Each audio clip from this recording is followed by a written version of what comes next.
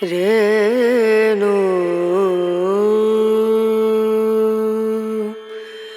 Rana Ra.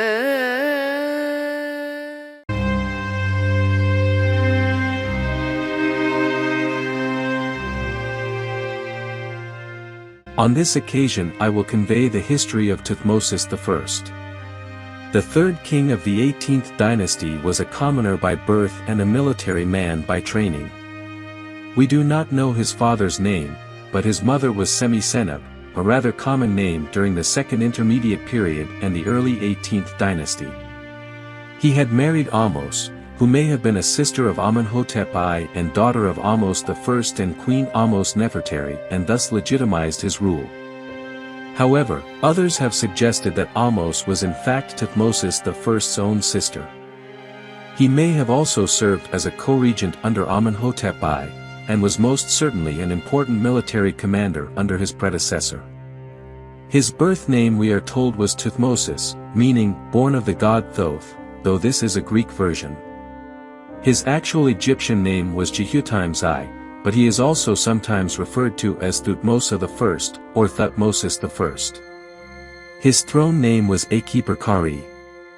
He gained the throne at a fairly late age, and may have ruled for about 6 years. The Oxford History of Ancient Egypt gives his reign lasting from 1504 to 1492 BC, while Peter Clayton indicates 1524 to 1518 and Monarchs of the Nile as 1503 to 1491. Nevertheless, he staged a series of brilliant military campaigns that were to establish Egypt's 18th dynasty. So effective were these efforts that we believe he must have started preparations though the military operations during the last years of Amenhotep I's rule. Ahmose son of Abana, an admiral during Tutmosis I's reign, tells us that a campaign into Nubia where he penetrated beyond the Third Cataract was highly successful. Tutmosis may have defeated the Nubian chief in hand-to-hand combat and returned to Thebes with the body of the fallen chief hanging on the prow of his ship. His greatest campaigns were in the delta and his battles against the Syrians as he finally reached the Euphrates River. This expedition opened new horizons that led later to Egypt's important role in trade and diplomacy of the Late Bronze Age Near East. Tutmosis I brought Egypt a sense of stability and his military campaigns healed the wounds of Thebians. We learn from his Abydos stele of his building works at Thebes. His architect, Inini, built an extension to the temple of Ammonius at Karnak, adding pylons, courts, statues and one of Egypt's largest standing obelisks. To commemorate his victory he built a hypostyle hall made entirely of cedar wood columns. He also expanded the treasury, begun by his predecessor at the northeast corner of the complex. The Abydos stele also tells us that Tutmosis I made contributions to the Temple of Osiris, including cult objects and statues. Further, he apparently did some substantial work at Giza. In fact, he was responsible for a number of building projects within Egypt proper, where he left indications of structures at Elephantine, Armont, Ombos, El Hiba, Memphis and probably at Edfu. However, there are also a number of monuments in Upper and Lower Nubia left by Tutmosis I and his viceroy, Turi.